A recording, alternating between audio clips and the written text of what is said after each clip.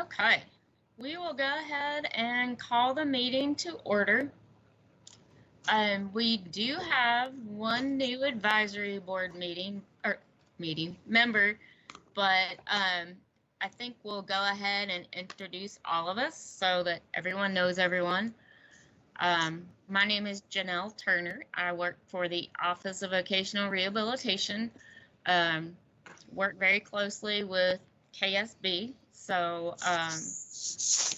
that's how I got here. And let's see. Trisha, you want to go ahead and introduce yourself?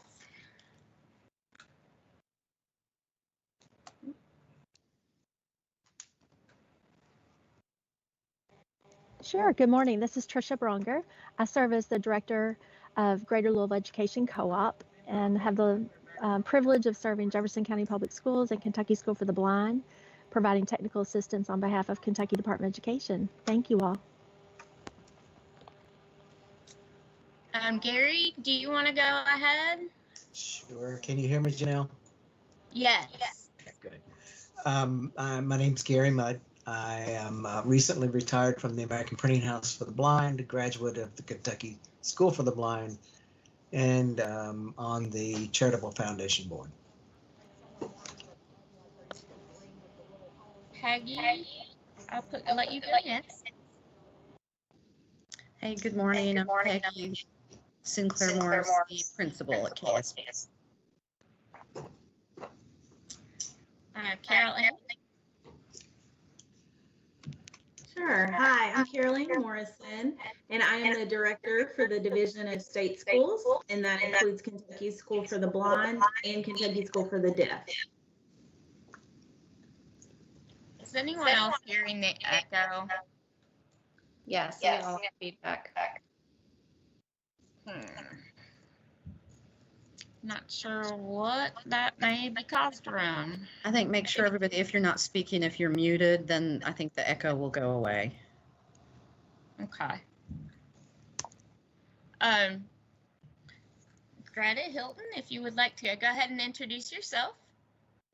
Sure, I'm Greta Hilton, and I serve as the Associate Commissioner for the Office of Special Education and Early Learning at KDE. Thank you. And Commissioner Glass. Hi, good morning. I'm Jason Glass. I'm the Commissioner of Education and have been in this role since September. Great to have everybody.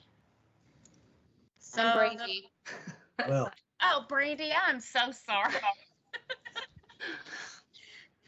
I'm Brandy Hitzelberger. I'm a parent, and my son has been at KSB since kindergarten, and he is currently a 10th grader. So, been there a long time. I know, it's crazy. Okay, making sure I didn't miss anyone else. So the first thing on our agenda is the approval of the February board meeting minutes. Those were sent out to us, I think, this morning. I don't know if everybody had the opportunity to look over those.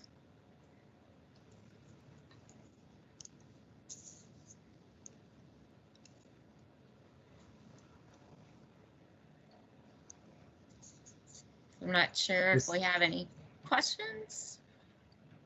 this is Gary. I did look over them and had no corrections. Okay. Gary, is that a motion to approve, or? I will make a motion to approve the minutes from February.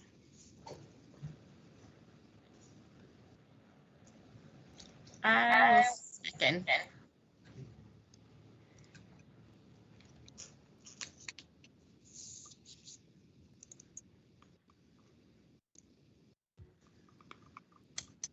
Okay. All those that approve, say aye. Aye. Aye. Aye. Motion carried. I do not see here yet. Janelle, Yes. Janelle. He is actually traveling, but he said that he can join us by phone if I call him. Okay. So if you want, I will try that and he can give us an update. I'll try to call him on my cell phone and just hold it close, and hopefully that will work if you all are good with that. Okay. Sure. I'll try to call him now.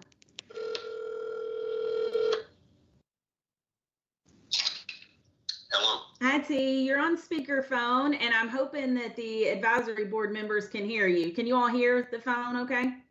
Perfect. Yes. I can hear you. So if you want to go ahead and give your update. Okay, good. Couple things. We've had our RFP meeting on the roof projects, and we're identifying the roofs that are of the most need right now on campus. We'll probably start with Evans Hall and then look at the Reese building or Langdon Gym, but probably Reese would be next in that. Also get a project going to bid on Ritchie. That will do some facial work outside the building and on the caps because we've got some water, rain issues. And so that'll stop that for now until we get a better handle on what we're going to do in that building. We've got some really serious HVAC issues, connectors, the whole 9 yards. So we're going to have to put together probably a pretty good sized project to do that. We haven't met on the HVAC pool of money from KDE yet to know what that's going to look like. We've got the RFP out there to hire a consulting firm that has to do the design piece of that. So we're still waiting for that to get done. Again, we just finished the roof design. Then you've got your playground.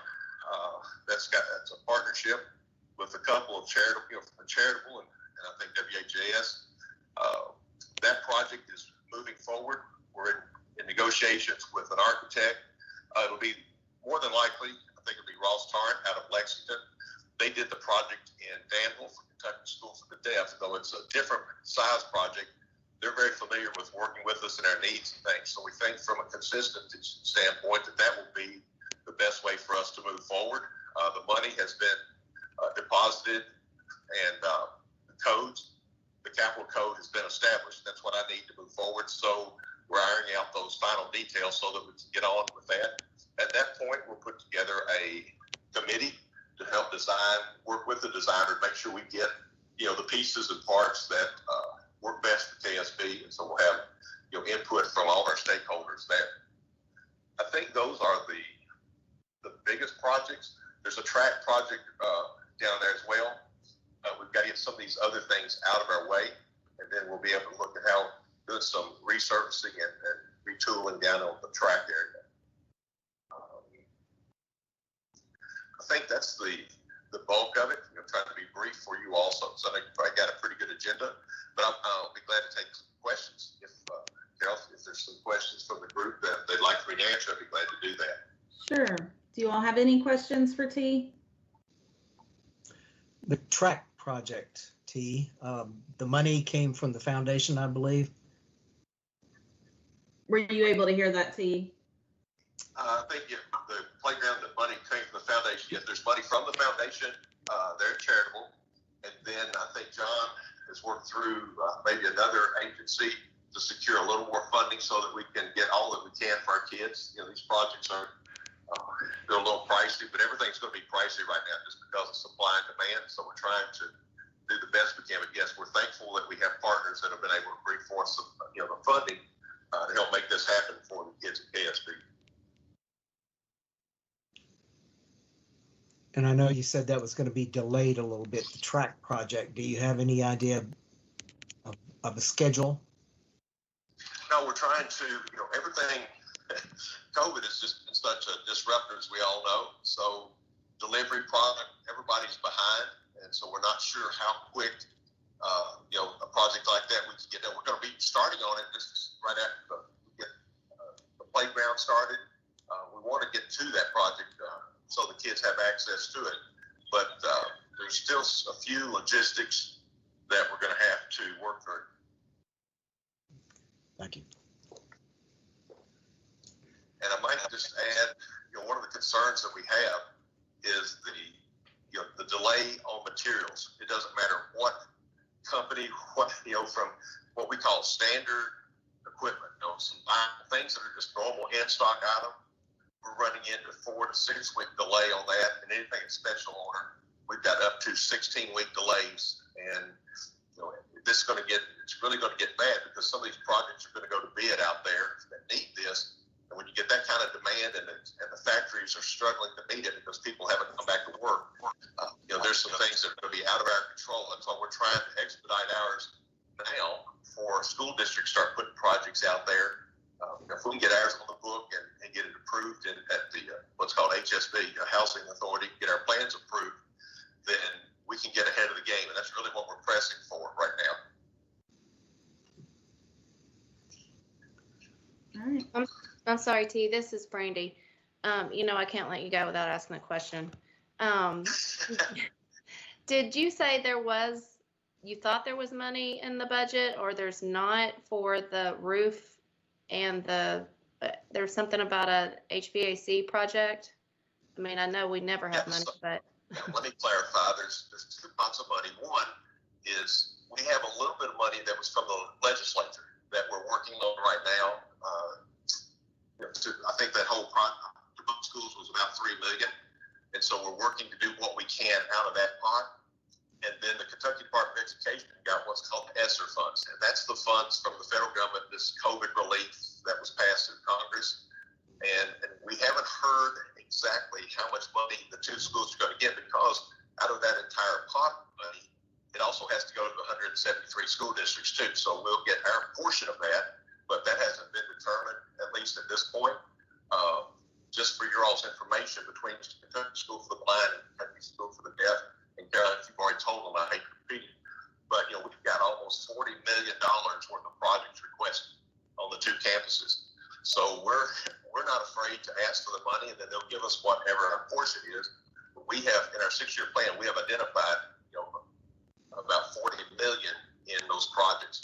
The question on that money, though, that we've got to hustle, is they're time sensitive. They have to be spent, the project done by June 30th, 2023. So I know that sounds like a long time, but it's really not. That's really a short, condensed time on the bulk of that money. There's a little bit in a third pot that we're going to get some out of, and it doesn't expire until 2024. But the majority of the work that we're trying to get done now is out of this first, or I think it would be the second phase money to do these projects. So that's where it is. We have some local or Kentucky money, and then we have the federal money, which is going to be a much bigger pot. And just to clarify, the money for the ESSER funds has to be spent by that date, or all that money? Yes, ESSER funds, again, there's 2 pots. One sunsets or expires June 30th, 2023, and the smaller pot will expire on June 30th, 2024. Okay.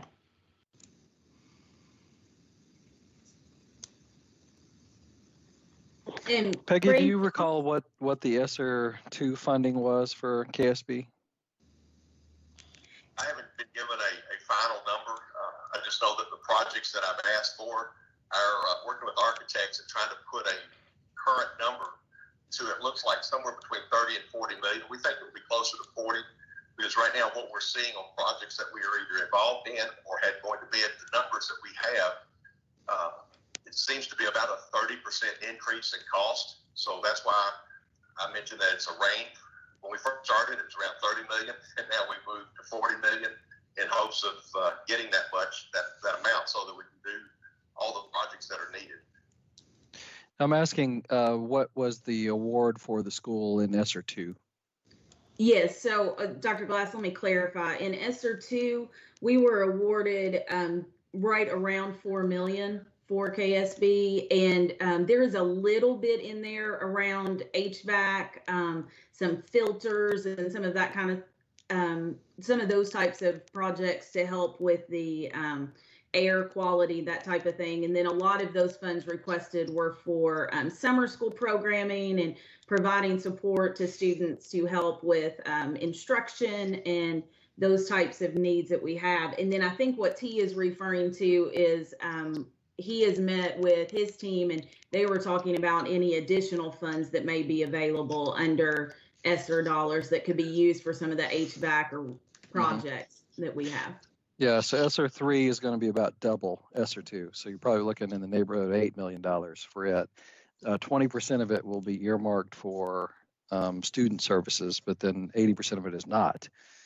So we'll have to work through what that looks like. And as T mentioned, those expire in 24, so there's more time on them. Sorry, another question. Just talking about air quality there, and do we have buildings where air doesn't work at all then, and air is not flowing through the buildings? With just windows open? So this is Peggy. So our classroom building, the air is working actually quite well. It's pretty cold in here right now.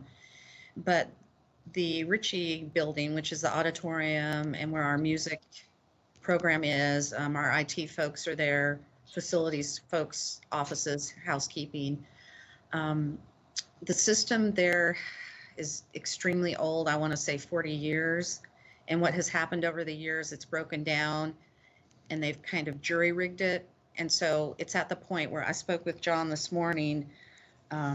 It's really not repairable. They can't pinpoint where the problem is.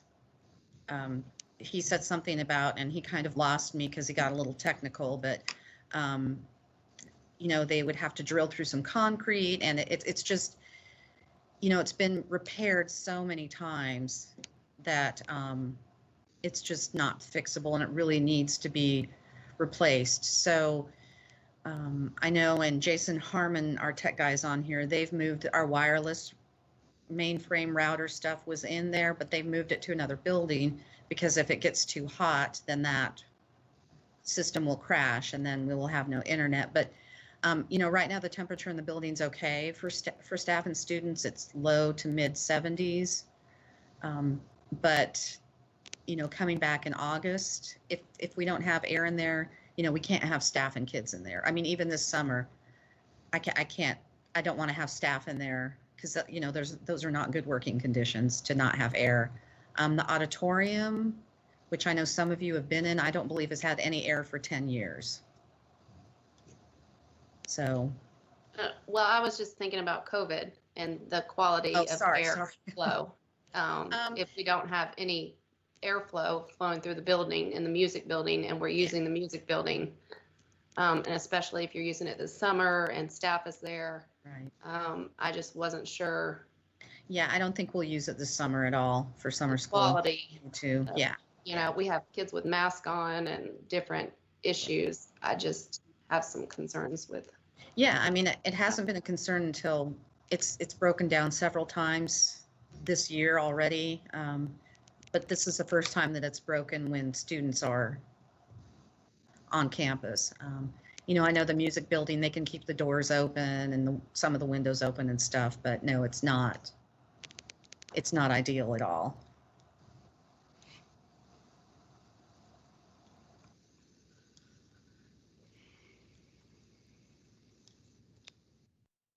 And another thing, without getting maybe too deep in the weeds, you know, we've had Alpha Mechanical do an evaluation in Ritchie, and the system, as we've communicated, is in really poor state. I mean, the panels have been bypassed just to try to make the system work for a number of years, and now we're trying to make sure, from a safety issue, you know, to make sure there's not something there that created, you know, something bigger. And we're waiting on that. John's been working with the engineers at Alpha to get us a more detailed description of what's in those panel boxes and how things have been put together.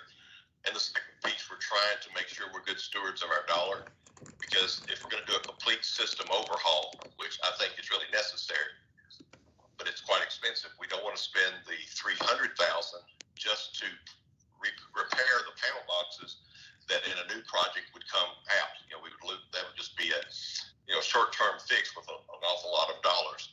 So that's what we're trying to balance right now, is how do we fix that, and, you know, in light of the dollars we have, and as we go forward, what is the best way to get that done? Is it just to do the panels for now and make sure that the air that's in there and the heat works like it's supposed to?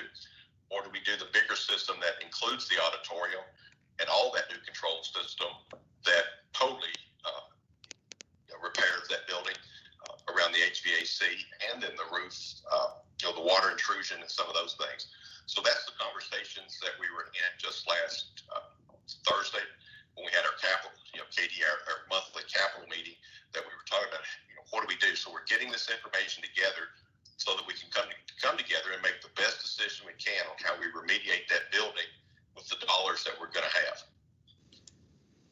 And I did check with Peggy and John right after that meeting to ask about student safety and any concerns that were there for, any imminent risk for student safety. And John followed up with Alpha and said that the main concern right now was just the temperature in there. So we would have to monitor that.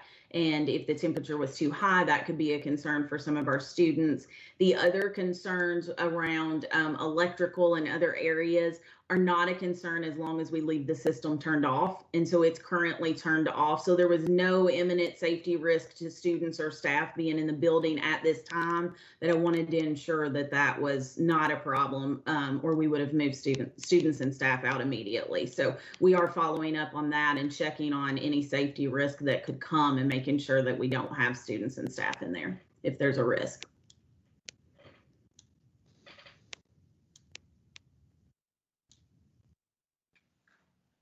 Do we have any other discussion around the facilities?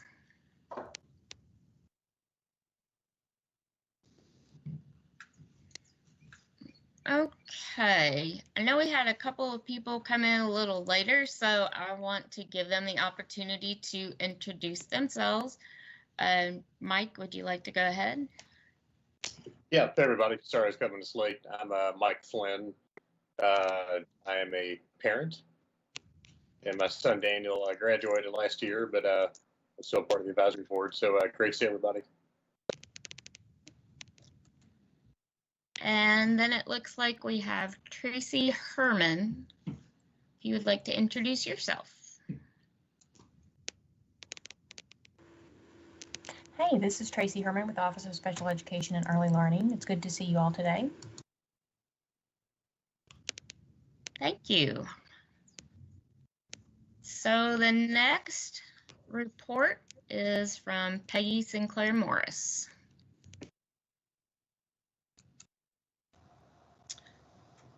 So I wanted to start out with good news. It's been a little bit crazy here lately. So wanted to start out with some new staff that we have. We have a new certified orientation and mobility specialist, Stacy Cox. She started on April 1st, and she's been a fantastic addition. She came from the Louisiana School for the Blind. She's had 8 years of experience and has just jumped right in. We also, Martin Monson, the outreach director, hired Kevin McCormick as the new O&M / assistive technology consultant. Kevin comes to us with 10 years of experience as a certified orientation and mobility specialist as well. So it's kind of like they've been dropping in our laps, which is very unusual for O&M folks because they're hard to find, but all of a sudden they just sort of appeared, which has been really wonderful. Martin is also going to speak with a funny story, another certified orientation and mobility specialist and teacher of the visually impaired tomorrow regarding our open short-term position. So, that could potentially put 3 certified specialists on campus, which is really exciting. So we also have a new receptionist, and I'm bringing him up because he's really an interesting guy. He's former military and graduated with his MBA, and he's working as a receptionist for us, but we're trying to figure out also of other creative ways to use him because he's got so many skills, and really a really interesting guy. So when you come in to visit, he's at the front desk. Stop and visit with him because he's got some really interesting stories. So right now that's all the new staff that we have, but again, just wanted to share that because O&M folks are hard to find, and but we're always on the hunt for them. And does anybody have any questions regarding your staff? What's the receptionist's name? His name is James Dollar. Mm-hmm.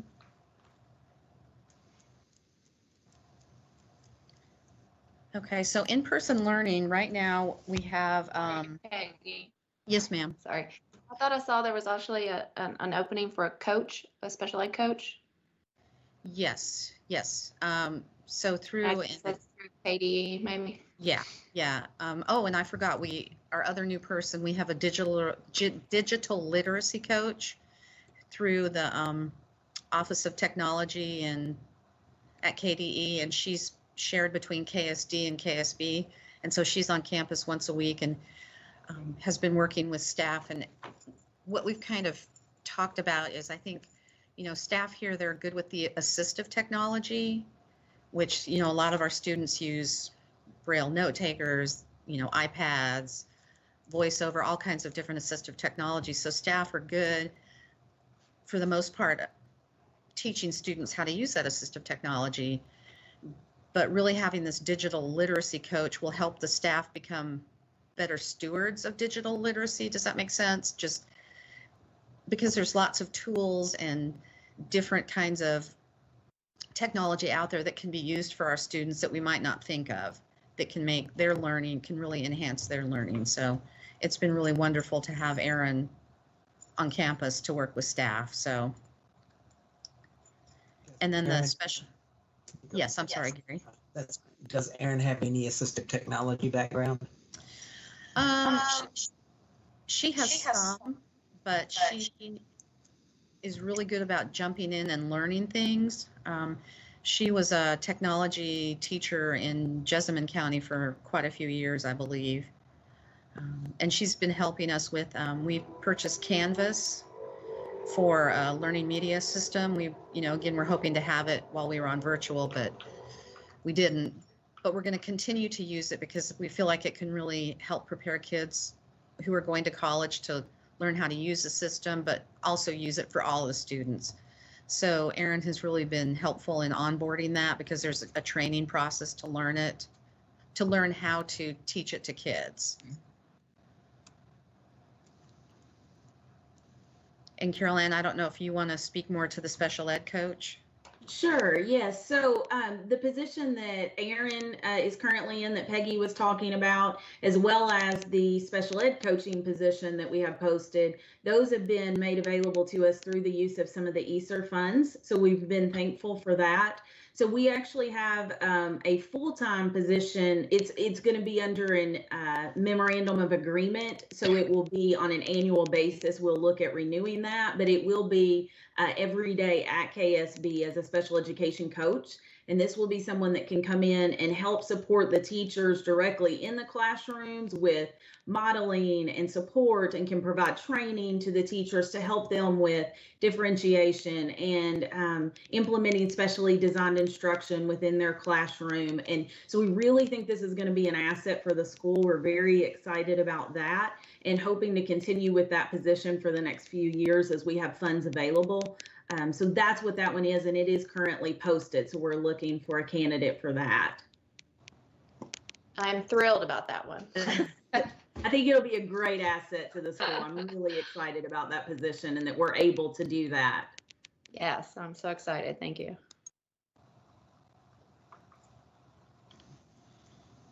Okay, so in-person learning, just wanted to update you all on what's going on with that. Right now we have 17 out of 69 students, 17 students are having virtual instruction. We've had a couple kids whose families have tested positive for COVID, so the students have had to quarantine, so they just switched over to virtual.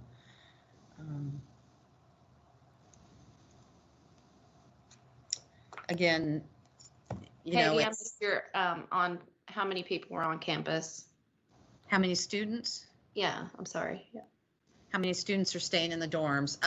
That seems to be fluctuating lately. I just missed on campus. Like how many? You said 17 virtual and 17 virtual and 69 total students. So 52 would be on okay, campus. sorry. On campus. Thank you. Mm-hmm. But again, not all the 52 are, probably there's 20 in the dorm. Most of the kids are day students. And the teachers continue to kind of move forward teaching virtually and in person, but again, it's hard. We don't have staff that we can just dedicate to virtual instruction. So, the teachers, I think, have really stepped up and they're doing a really good job. But again, it's it's hard. It's difficult because, again, our virtual kids, we need to make sure that they have access to all the materials that the kids on campus are using as well. So, I think the teachers again have risen to the occasion. Could they do it better? Sure, but again, I think they're doing a great job. And do y'all anybody have any questions about that? I had a quick one, Peggy. Whenever the students are virtual, Yes. who is the assistive technology person to support them? Is that Dawn? Yes, that's Dawn Wilkinson. Yes. Very good. And then And if Go ahead. there's more technical type problems, then Jason or Leanne, our IT folks, can help. But yeah, Dawn continues to teach assistive technology virtually, which can be, again, it's a challenge. Yeah. It's very much a challenge. So, and Braille instruction virtually, O&M virtually is All a challenge. right. It's all a challenge. So, Thank you. okay. All right. And I know summer school, we've sort of touched on a little bit. We are offering 3 weeks of summer school. The first week is June 4th, that first full week in June, and that's our typical summer school, so it's available for KSB students and for kids around the state. Traditionally, it's only been for kids out in the state, but this year we opened it up to everybody. I don't know how many applicants we have because we're getting those actual paper and pencil as opposed to online, since there's like 10 forms, a lot of medical forms that students who aren't currently here have to fill out. Then the following 2 weeks we're having, the following week is middle school, high school for KSB only, and then the final week is elementary KSB students only.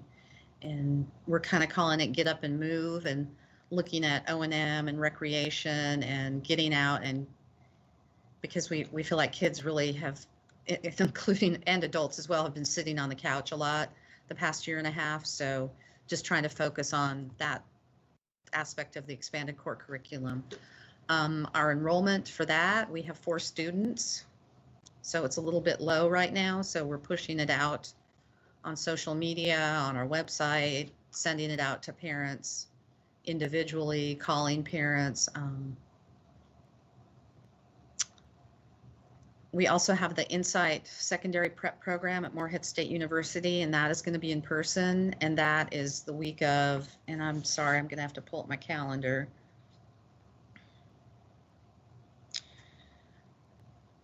It starts, I believe, June the 5th and runs through June the 12th. And that, again, is for kids junior on, if they finish their sophomore year, through their senior year, they attend Insight for a week, and they have simulated college classes in addition to working on the expanded core curriculum, lots of orientation and mobility. The students stay in the dorms, they eat in the cafeteria. It's a really amazing program, and it's open for any student that's blind or visually impaired in the state.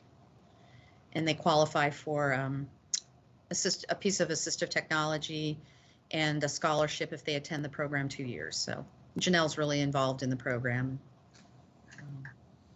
It's a $5,000 scholarship, a one-time scholarship, but $5,000, especially at a 4-year institution, is really great. Mm-hmm. I think we have 16 who have signed up this year, which we were hoping for more, but given how crazy the last year has been, I think that's really good. Yeah, 16 is a really good number. And the work program that we have, which is, again, in a typical year, the kids usually work on site at the American Printing House for the Blind, the Louisville Zoo, and Kentucky Kingdom. But again, this year it's going to be virtual, and I believe we're working with the Kentucky School for the Blind Charitable Foundation is going to provide some jobs, and American Printing House. Is that correct, Janelle? Yes, they're still trying to determine what types of jobs would work best virtually, but yes, I think they have said they want to try to get about 4 positions. So hopefully next year we'll be able to go back to the typical work program of being in person and back at the zoo in Kentucky Kingdom, because that's a really really great experience for the kids. And again, when we're back to those programs, I would encourage anybody to come and visit, and especially go up to Moorhead to visit the Insight program and talk to the students and the staff there, because it's really an nationally known program. Before I move on. Peggy, sorry. Yes. Don't boo and hiss me right now, but on the summer camp, is there any way, I know we're not going to do it this year, but any way we can work back maybe to getting the 2-week program back for where the kids go 2 weeks instead of 1? Because I mean, to me, like the 1 week is almost like just not worth it. And I really liked it when we did the 2-week camps, because the kids, I felt like they got more out of it and they got into more of a routine. And I don't know, it just. Yeah, I mean, we're certainly open to anything. I don't know why it went from 2 weeks to 1 week, because I wasn't involved in the program. Yeah. I mean, I figured it was about money. So, and getting staffing and stuff. But, I kind of, one reason I didn't sign Alex up is just because 1 week is just a lot of work for us to, try to get everything worked out to get him there. And then, it'd be good to get him back on campus though. But anyways, I would like to see possibly that 2-week program come back. I think parents would be really excited about that. I think you can work on some more skills, and I don't know how we do that, of course, because everything takes money, but.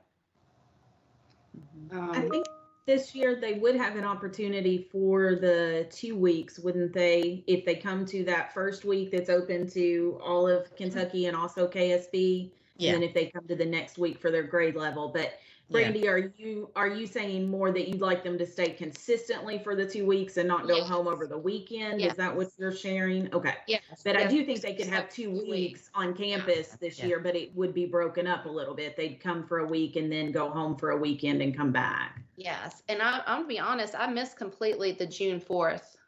I did not realize there was a June 4th that was open to everybody. Yep.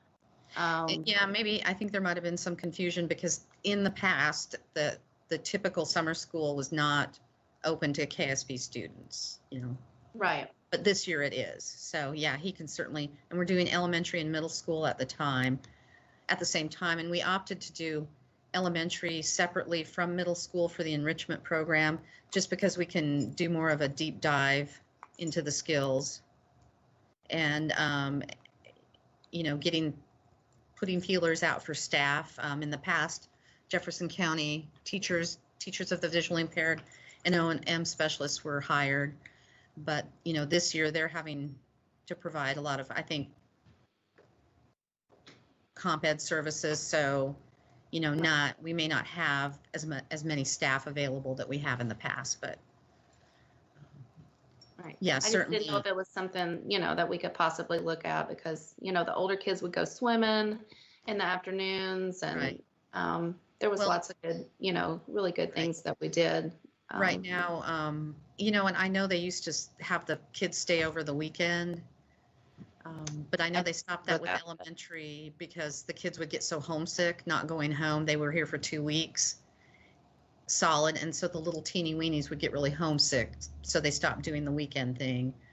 And honestly, I think in the past it was about funding. There just wasn't money to sustain, to be able to pay staff and to provide money for all the recreation outings. Sure. This year we're going to do in-house recreation because we can't leave campus due to COVID. So, Right. but yeah, I think, the next couple of years, again, I think Dr. Glass put in the chat, there's money available.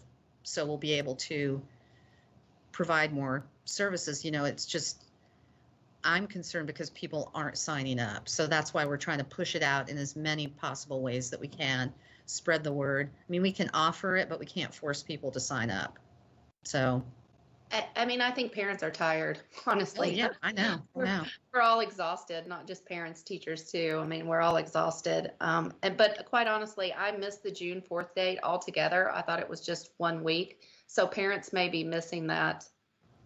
Yeah, and so we need to clarify. So we'll make sure that we clarify that so that people aren't confused. Yeah. Okay, great questions. Thank you. Okay, so I just put a plug in, Peggy, just getting back to the work study program. Daniel's, he's out of school now, but he, at least on a weekly basis, he talks about the zoo, making pizzas, being part of that just was a huge part of his KSP. All the great memories, he talks about that all the time. So it's just a really, really great program. Yeah, we're fortunate to have that program. It is a really wonderful program, and I'm looking forward to when it can be back in person. Like everybody else is looking forward to everything being back in person, right? Right. Okay, 2021, the next school year, again, our calendar is out. And honestly, I apologize. I don't remember why specifically I put this on the agenda. So I didn't know if you all had any questions about next school year, what it's going to look like. We have gotten quite a few new students that will be starting in the fall. So we did get new students during COVID as well. So. Sorry, Peggy, do you have a number on new students? Because that's exciting. Right now, it doesn't sound like a lot, but 3 new students for the fall. And then I just got an email about a parent that wants to ask questions. And we have a tour, a family from VIPS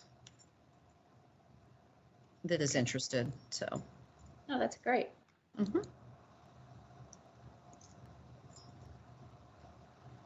So again, we'll look at having our typical registration process unless something changes, where this year we did it all by mail, but next year it'll be by, okay, now I remember why I put it on there. We've always had families come in the Sunday before the first day of school and register their kids on site, but we're looking to possibly, and I guess Brandy and Mike being parents of kids, looking at how can we make this an easier process. There are a lot of forms, but possibly doing some of it on Infinite Campus and making it, I know the School for the Deaf has done some of the registration on Infinite Campus, but just kind of looking at, instead of having this big bin full of papers, trying to make it more streamlined and make it easier for families.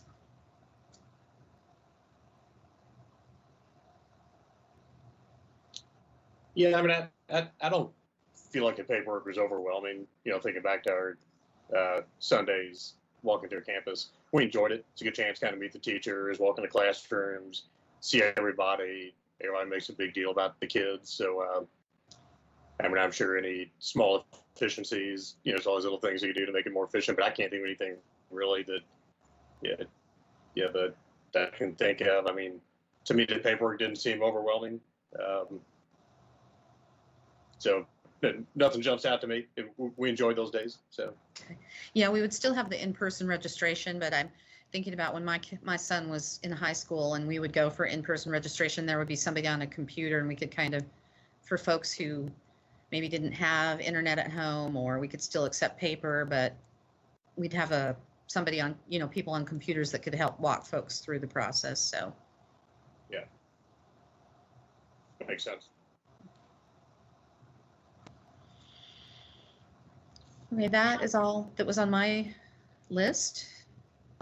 How many seniors are there this year? Ooh, 7. Okay. So about the normal Yeah. size. Yeah, and graduation's going to be in person March the 26th. We're going to, not March, I'm sorry, May the 26th. We're going to have it outside. We have an outside sort of auditorium that's really actually quite, really beautiful. And so we're going to have it outside. Each student is allowed to bring 4 guests. And, you know, now with the governor's new executive order, gatherings under 1,000, if you're fully vaccinated, you don't have to wear a mask, but you know, we'll make it so each family has their own section. People will have their, again, we'll still socially distance. People will have their own sections. Dr. Glass and Carol Ann and Greta are coming, and some possible folks from the Kentucky Board of Education. So I think it'll be really nice. It'll be really nice. And hopefully the cicadas won't make that, like, decide right at 6:30 on May the 26th to, you know, make their grand appearance. So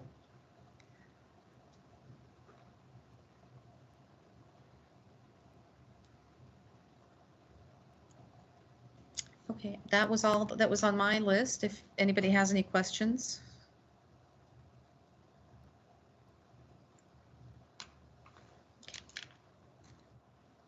Okay, it looks like our next report is the KDE report with Carol Ann. All right, thank you, Janelle. You all had asked me for an update on Senate Bill 128, so I'm going to share some information with you, and then I would welcome anyone else that's with us from KDE. If you want to jump in at any time, please feel free to do so.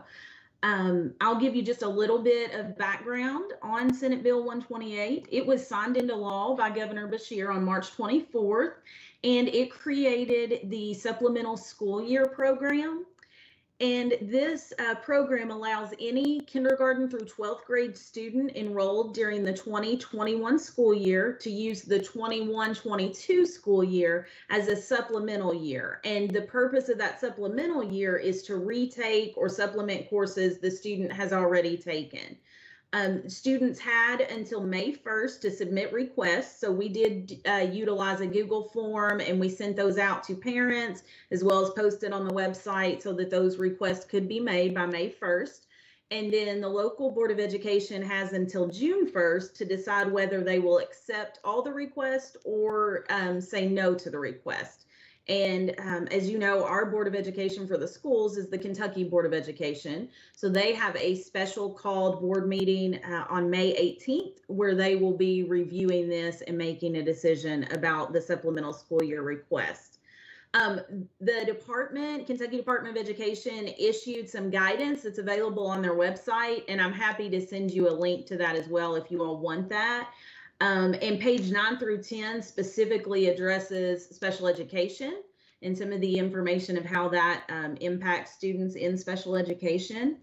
And so those are just kind of the basics around that. Like I said, we'll take our request to the board on May 18th, and then we'll move on from there. The plan would be that if requests were approved, the supplemental year would look like a repeat of the current year. So if a student is currently in 4th grade and they requested the supplemental year, they would be in 4th grade again next year, and they would do the same courses or very similar in nature to what they had this current school year. And if you all have any questions about that, I'm happy to answer those, or if any of my KDE colleagues want to join in, that's fine as well.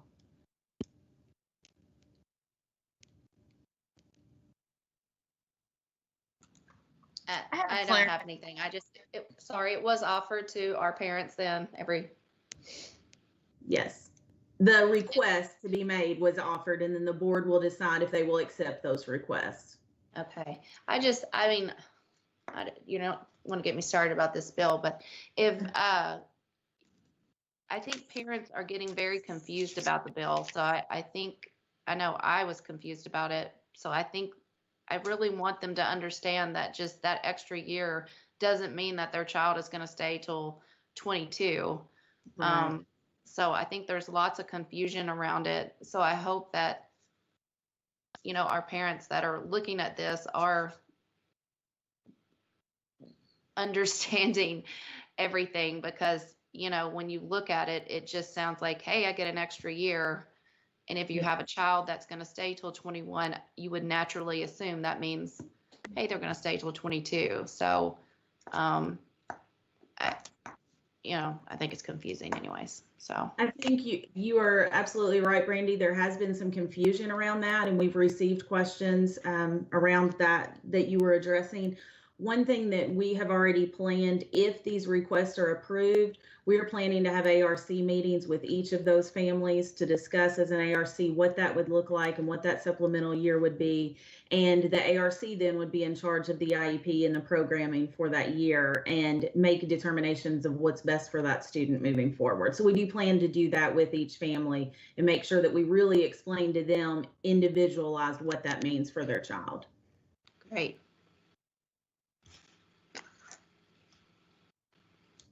This is Janelle. So can I get just a clarification? If they were to age out at 21 this year, would they be eligible to do the extra year?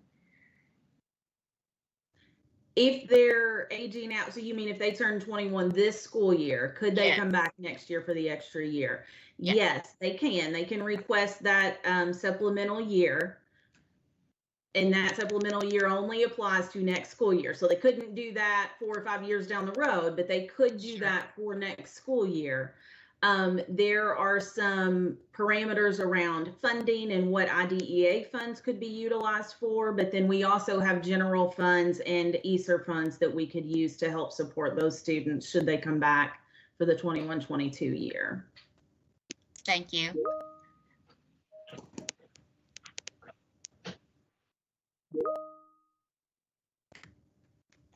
And Dr. Glass has shared the link to the guidance in the chat for us and said that you could refer to page 9 and 10, and it does clearly explain that in there. And Brandy, what you were sharing about questions regarding an extra year past 21 later on, it addresses that in the guidance as well. Yes, it makes sense. I've read it. It's Okay. really good. So Good. like I said, I think parents are I've gotten a couple of very upset phone calls from parents that really, want that year and don't understand. So anyways, I don't want to go down that road. I don't want to get on my soapbox here. So anyways, thanks. Sure. Any other questions around Senate Bill 128? Okay, if not, I will also share with you that the Office for Special Education and Early Learning came out with some guidance around comp ed, compensatory education, and there's guidance included in that for parents as well. And our office had webinars for both districts and for parents regarding comp ed, and so those are available by link, and I think they're posted to the website. Greta, do you know if they're on the website yet? I'm not 100% positive, but I'm not 100% sure, but I think they are. I'll check, and if so, I'll drop it. But we do have those available if that's something that parents want to view so that they have a better understanding of compensatory education and how that will work. And Jane has started in ARC meetings to start those discussions. We know that orientation and mobility was an area that was very difficult to meet those needs during virtual instruction. And so she is starting conversations around that and what O&M services may be needed for students, as well as any other comp ed that's needed. So those discussions are ongoing. And so I didn't bring additional information to you today. I knew that your request was for SB 128, but if you have any questions or need any other information from me, feel free to ask. And if anyone else from KDE wants to share anything, you're more than welcome. Sorry, I just want to add the comp ed guidance webinar was really good. So if you have a parent that has questions about it or know someone, a friend, then I would recommend having them watch it because it was very informative. So thank you for that feedback, Brandy.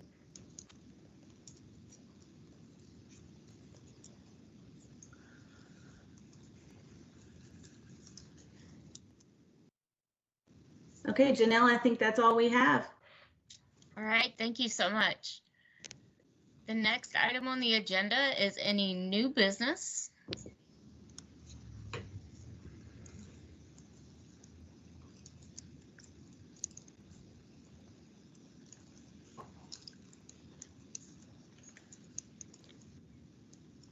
Does not look like we have any.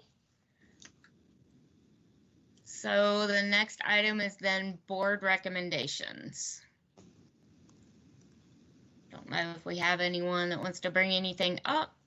This is Peggy, So- and I sorry. apologize. If I can go back to new business, am I allowed to say something on that? Is it Sure. allowable? Okay. I just wanted to, I don't know if you all saw last week, I don't know if you're familiar with Christopher 2X. He's a community advocate that works very closely with the community and has been very involved with the Breonna Taylor family and the case there. So he donated 600 masks and he brought them here, and thank you, Dr. Glass. Anyways, he brought them here, and Tony from KDE had arranged media. Some news folks came, and Chris spoke, and it was really neat. It was a neat opportunity for, he brought some of his grandkids and they met some of our kids. We had some student ambassadors come out and get the masks, and it was just a really cool, really neat opportunity. So he and I have a Zoom meeting this week. He wants to continue the partnership. I had talked to him briefly about the, there used to be a school for they called it the Colored School for the Blind, of course. So I talked to him about that. A parent had brought up possibly working on getting a historical marker. So anyways, we're going to chat about that. But anyways, I don't know if you saw any of the news stories. It was a neat opportunity. Neat for him, neat for our kids.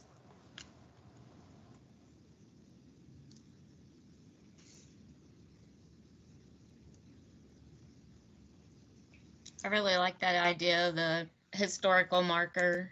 I think that's a good suggestion.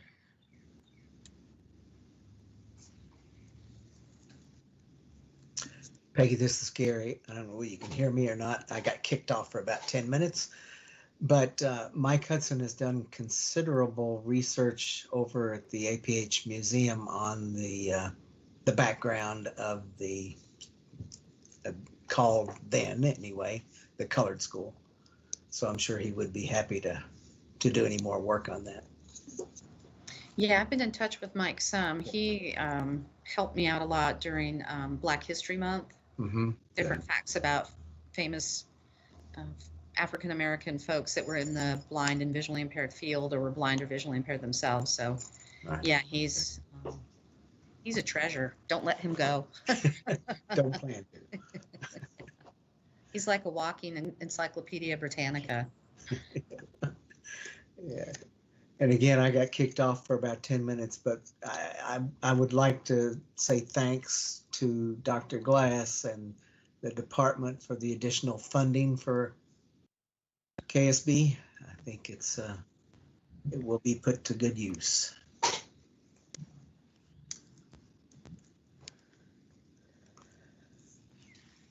Okay. So So board- Janelle, sorry, I Yes. have a question. On the Yes. board recommendations, do you want to talk about new board recommendations? Do you want to, I've got the 3 that we did the last time. Do you want to touch on those and see if there's been any progress on those 3 recommendations? I'm not sure what you want to do. Let's talk about the 3 that we had discussed at the last meeting. I am currently looking for those. I can read them if you want me to. That's okay, or you can look for them, whatever. That's fine. Okay. Number 1 was form a transition team to help implement and brainstorm changes that would benefit our changing population. Just how we talked about, I don't know if y'all remember what we talked about the last time as far as needing the implementation team, transition team, I mean. I don't know if that's been done, a transition team has been done or not. So I can address that. So Jane Painter, our director, the director of special ed for B&D, she has started working with some staff here, and they have transition. They're having transition meetings on students. So Jane has started the process for that. Do you know who's on it, Peggy? I know Courtney Schuster, our school counselor, Bo Mullins, Jane, Connie Hill.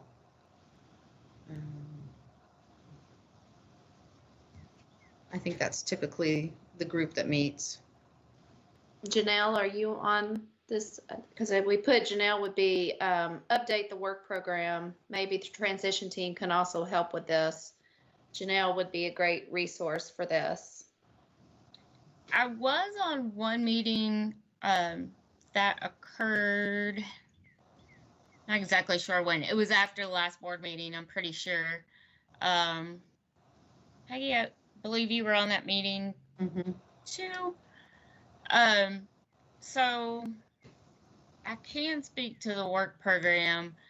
The virtual has been really difficult, especially for students that need a more hands-on approach. And so what I have discussed with Bo, and it seems like this is going to move forward, is to have a group to advise on the work program that would include probably 3 of our rehab counselors for the blind who have students that participate in that program most often, so that they can discuss what they are seeing from their end. I see the big picture, but I really am not able to see, you know, once they graduate or leave school, how those experiences assisted in that transition part. He was going to see who from KSB would be good to be on that. And we've also discussed talking or meeting probably quarterly to do regular discussions around what's happening. I think that the whole COVID thing has brought some things to light about how we may be able to improve some things. And I believe that Bo was also interested in getting some feedback from employers that have been used to see from their perspective how things are going, and that kind of thing. So really, I think a week ago is when we just started this discussion. I've got ideas for a couple of counselors, but I need to find one more. I'm trying to get representation from across the state.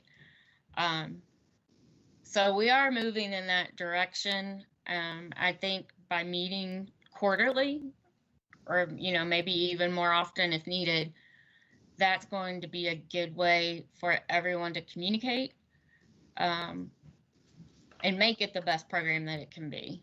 So I don't know how much you know about that, Peggy, but it was a discussion that he and I had last week. So yeah, So Bo's kept me in the loop. Sorry, I was just going to say, if you all would like, I could invite Jane to the next advisory board meeting to share an update on the progress for the transition work that she's helping to lead at KSB. If you all would like me to do that, I'm happy to. Yes. Okay. So Peggy, you can correct me here. I'm just doing my notes here.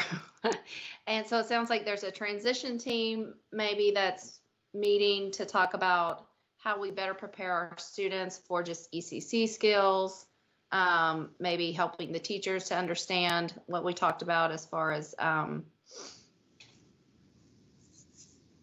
understand the population of the school a little better. I'm trying to just scan this briefly. Just prepare them better for life. Understand that we're not a Jefferson County school, that we are a special school, and then there is a separate group that Janelle is part of that is to kind of help update the work program. I believe that is the plan, yes. Okay. Yeah. I just want to get it all right. Yeah, and I think, look at the work program and look at the really, the great work that they've done, and, what can they add to it and change and tweak, and yeah. Right. How do we make it better for all of our kids? Right. And then the last thing was add more special education training for IEPs, and ways to help our staff better understand the impact of visual impairment on everyday life. And it sounds like you've done a couple of those, right? Yeah, and just to let you know that we've been talking about when staff start back in August, because again, we plan to have everybody start back in person. But looking at the few days before school starts, we have to do some professional development, but kind of going back to, do we need to do some, refresh or some training with the staff? So getting them all under blindfold and doing some activities and do some team building kinds of things. So kind of getting, moving in that direction, and looking at, again, when we hire new folks and we do orientation with them, looking at, again, bringing them back to, this is a school for the blind, and kind of do some of that onboarding about, because some people come in and they, they don't know what they don't know, and it's our job to help them learn that. So. Looks like Trisha has her hand up. I was just going to mention that Katie Cooper from the IDEA part of Greater Louisville Education Co-op is our transition specialist. And if there was anything related to the ILP and then looking at post-secondary goals and those trainings, volunteering her to be a part of that transition team. And then we have the separate OVR grant through June 30th at this point, but we have two PREETs, post-secondary consultants too, that could be in on the conversations as well. And Janelle and I spoke previously about doing that, and so I just wanted to continue that offer. Thank you, Tricia. We do have some good resources, I think, that would be great to add to those conversations. I had sent Jane some resources on some kind of work-based learning curriculums, and I know that we're not going to make huge changes all at once, but just things to start thinking about. Some that are, I think most of them are free. APH is really building up their it's a Career Connect, I believe it's under there, but there's a lot that's being done now, and I think part of it is because of COVID and everything going virtual. So yes, Tricia makes a great point that she's got staff that may be able to bring some insight into what they have found. So I don't think it ever hurts to get different points of view on that.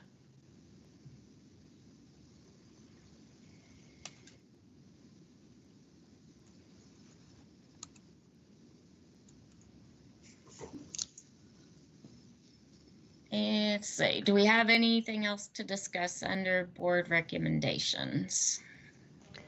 The only thing that might be helpful is looking at curriculum supports and talking with some of the teachers where they're kind of pulling different things and looking at, mathematics, reading other programs that are geared for success with visually impaired or blind students. But we also just talked with Illustrative Math around having the codes to go to, let's see, Nimbus to NAMARC, I think. And so they're looking at having those conversations and looking at the virtual manipulatives and things like that versus old textbooks that they might be relying on. We also, in the past, had brailled CPM. This was a previous high school teacher around mathematics that was there on site at Kentucky School for the Blind. That might be a good resource of looking at those that would help with specially designed instruction piece that you had mentioned earlier.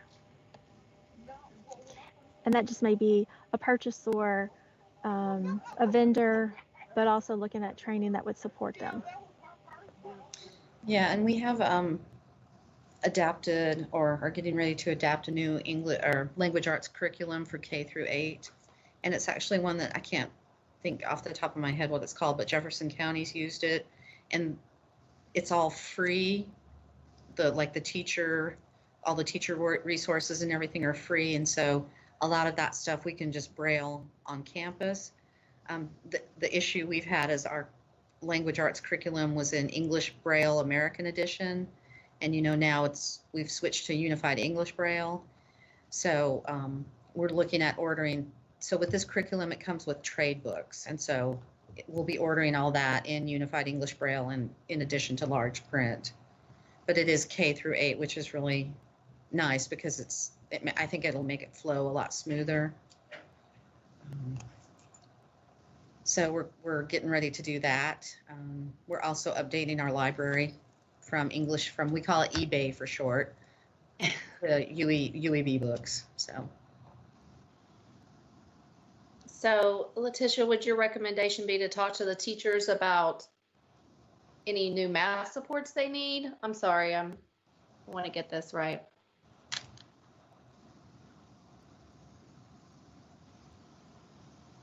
I think it's twofold. I think it's one, making sure that they have the materials they need in order to access and support them in their instruction. And then two would be the ongoing professional development or onboarding mechanism where if somebody's new to Kentucky School for the Blind, that they're aware and get that onboarding around resources available to them.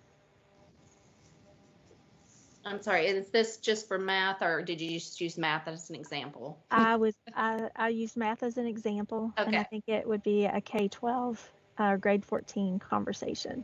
Okay. In all content areas. All right, thanks.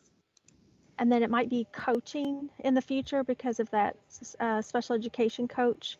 If they may or may not have had extensive coaching background like the Rutherford model, Jim Knight, or others, that we think about the professional development and support for that coach in order to enact coaching qualities and providing positive feedback for next steps. Okay, great, thanks.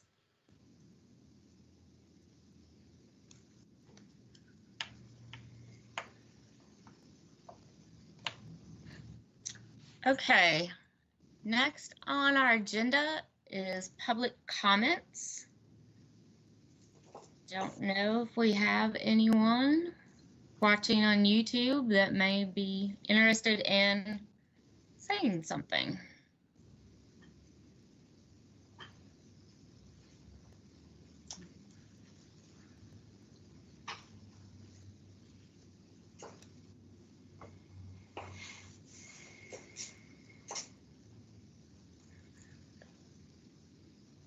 Going to guess not, unless I get corrected.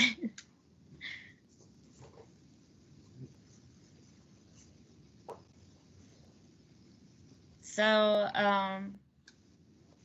our next meeting, I know we've been trying to meet, I believe, quarterly.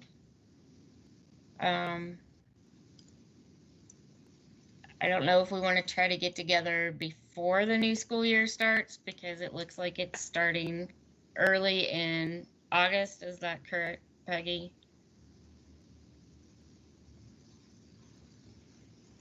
Okay.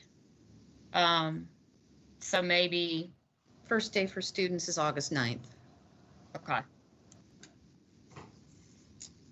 So, in consideration of that, we're looking into July. Trying to get my calendar up there. Are we thinking maybe mid-July?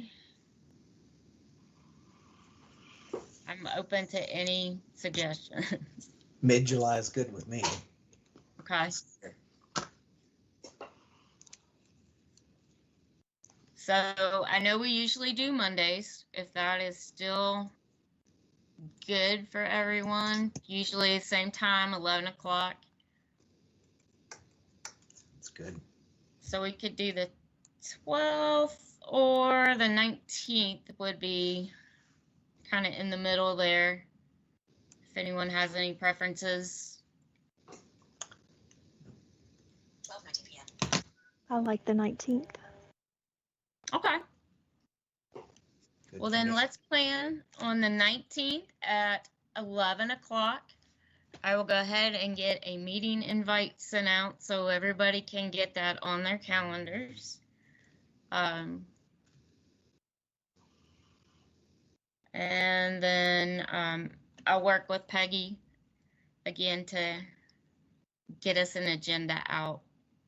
Hopefully by the, I guess, the first part of July to give enough time. So thank you, Carolyn, for keeping us on track. No problem. I'll try to send reminders for you.